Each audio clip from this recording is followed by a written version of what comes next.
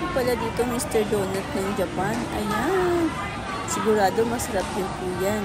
At ito nga po pala ang Minions and donut flavor nila sa darating na linggo. Ayan, ang Minions. Ang cute po nila, no? Namiss ko tuloy ang kapalit ko. Sinama namin sa isang festival at Matsuri.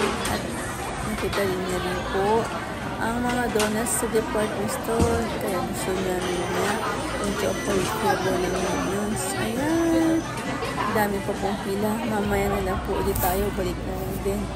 Thank you for watching. Mr. Donut ng Japan. Bye-bye.